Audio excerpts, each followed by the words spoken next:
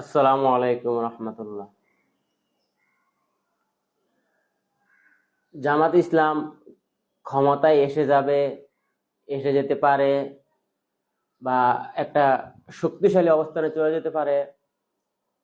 এই জামাতকে নিয়ে যে সবচেয়ে বেশি টেনশন কারা করে? একটা দল নিয়ে কিন্তু এই সবচেয়ে বেশি চিন্তা করা উচিত ওই দলের যারা কর্মী সমর্থক তারা। কিন্তু জামাত ইসলামকে নিয়ে জামাত ইসলাম যতটুকু চিন্তা ভাবনা করে এর চাইতে 100 গুণ বেশি করে জামাত বিরোধী শক্তিগুলা। জামাত ইসলামের বিরুদ্ধে কারা কারা সোচ্চার, জামাতের বিরুদ্ধে কাদের বয়সটা খুব হাই, জামাতের বিরুদ্ধে কারা খুব সক্রিয় সচেতন, একদম উগ্রভাবে আগ্রাসী ভাবে জামাতের বিরুদ্ধে উঠে পড়ে লেগে রয়েছে। আসলে জামাত ইসলাম একটা দেশপ্রেমিক সংগঠন। জামাত ইসলাম শোষণ মুক্ত, দুর্নীতি মুক্ত, চাঁদাবাজ মুক্ত, সন্ত্রাস মুক্ত, ভারতের আধিপত্য মুক্ত, এইগুলো থেকে বাংলাদেশকে উত্তরণ ঘটাইয়া একটা সুন্দর সুশৃঙ্খল আদর্শ রাষ্ট্র হিসাবে গড়তে চায়। এটার জামাত ইসলামের ঐতিহাসিক চাওয়া। এটা আল্লাহ তাআলার নির্দেশ যে তোমরা জমিনের মধ্যে এই ততক্ষণ লড়াই করো যতক্ষণ এই জমিন থেকে ফেতনা একদম চিরতরে কি নির্মূল হয়ে না যায়। যেমন অন্য এক জায়গায় আল্লাহ বলছে কি যে তোমরা সৎ কাজের আদেশ দাও, অসৎ কাজে বাধা দাও, তা'মুরুনা বিল মারুফ ওয়া তানহাউনা আনিল মুনকার। জামাত ইসলাম যখন এই লক্ষ্য উদ্দেশ্য নিয়ে কাজ করে জমিনে, তখন এক শ্রেণীর মানুষ, এই যে একটা কথা মানে শরিয়া শরিয়া, আচ্ছা শরিয়া মানে কি? কথাটা এইভাবে উত্থাপন করা হয় যেন এক ভয়ঙ্কর কিছু।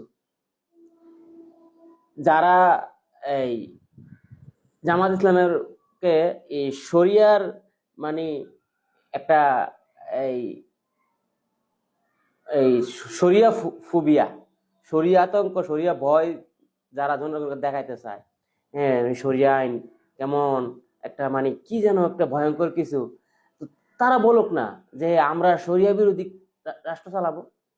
জামাত ইসলাম শরিয়া প্রতিষ্ঠিত করবে, এই শরিয়া আইন প্রতিষ্ঠিত করবে, শরিয়া আইন দিয়ে দেশ চালাবে, এটা জামাত ইসলামের হ্যাঁ এক ধরনের চিন্তা ভাবনা আর কি। তো শরিয়া আল্লাহর বিধান। তো ওই দলগুলো এই কথা কেন বলে না যে না না আমরা এই শরিয়া বিরুদ্ধে দেশ চালাবো, আমরা শরিয়া দেশ থেকে এই উৎখাত করে দিব, শরিয়া আমরা থাকতে দিব না। তারা এটা বলুক, সাহস থাকলে, হিম্মত থাকলে।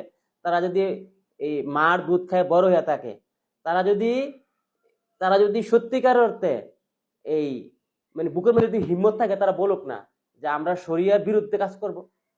এই কথা তারা বলে না কেন? এটা খুব শুনতে ইচ্ছে করে যে ওরাও বলুক যে আমরা শরিয়ার বিরুদ্ধে কাজ করব। জামাত ইসলাম আন্তর্জাতিক কারণে, পশ্চিমাদের কারণে, কারণ পশ্চিমারা তো শরিয়া শব্দটাকে আছে না খুব একটা এই নেতিবাচক শব্দ ব্যবহার করে। শরিয়া এখানে শরিয়া শব্দ অর্থ বিধান। হ্যাঁ, এখন এই আল্লাহর বিধান, ধরেন আল্লাহর বিধান।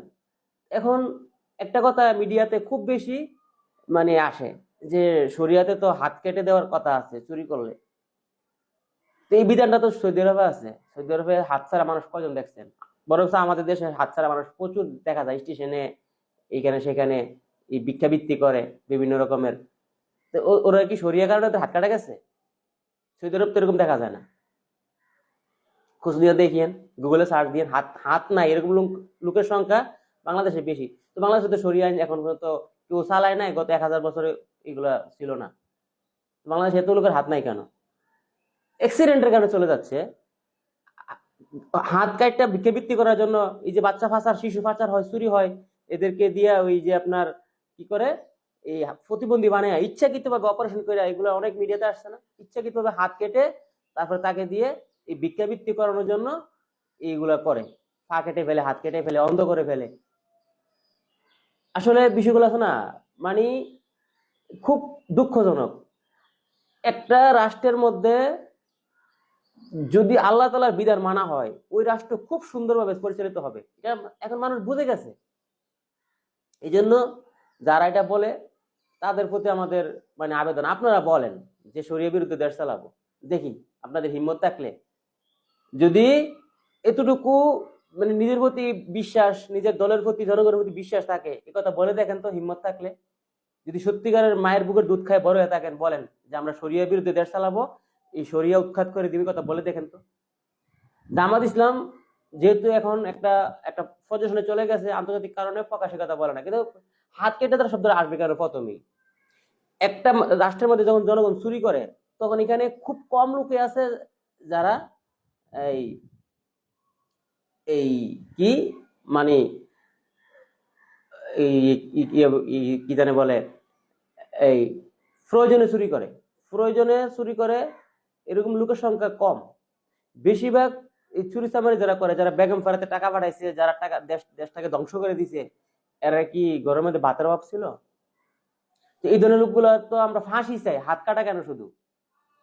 যারা দেশটাকে ধ্বংস করে দিছে, দেশটাকে একবার ফুকলা করে দিছে, দেশের টাকা সিঙ্গাপুরে, ব্যাংককে, তারপর এই লন্ডনে, কানাডায়, বেগমপাড়া, এই বিভিন্ন দেশে পাচার করছে, তাদেরকে আমরা শুধু হাত কাটা চাই নাকি? তাদের আমরা ফাঁসি চাই, হাসিনার ফাঁসি চাই।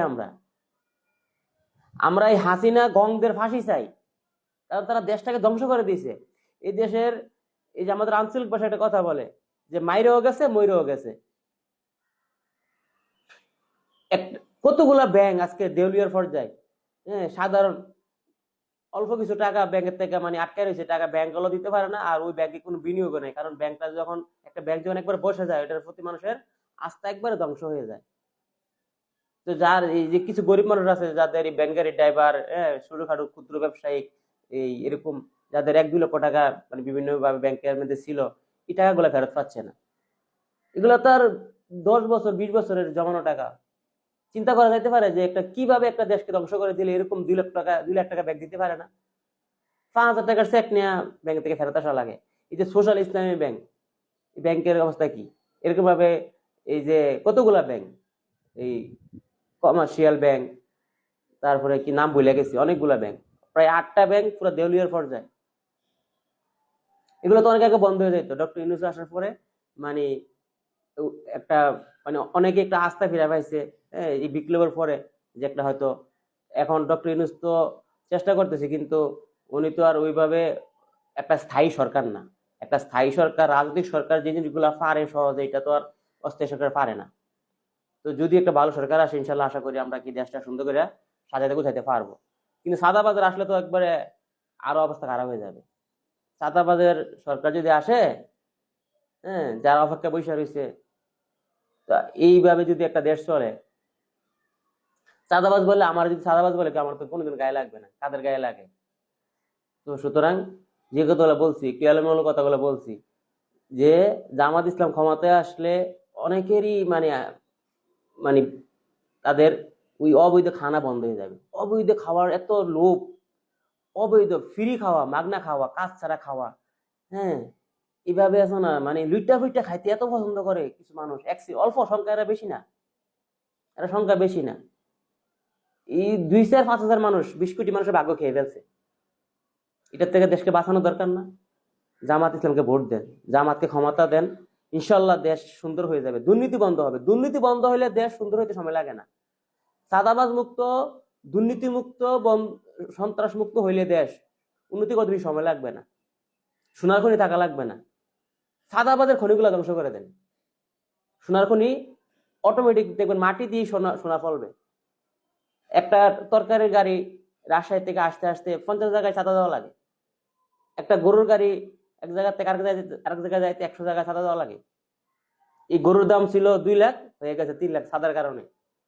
1 কেজি মাংস গরিব মানুষের কিনা খাওয়ার মতো আমাদের মতো মানুষের সামর্থ্য নাই। এই জিনিসগুলো আমাদের কালার জন্য বোঝার তো বিজ্ঞান করে। আসসালামু আলাইকুম রহমতুল্লাহ।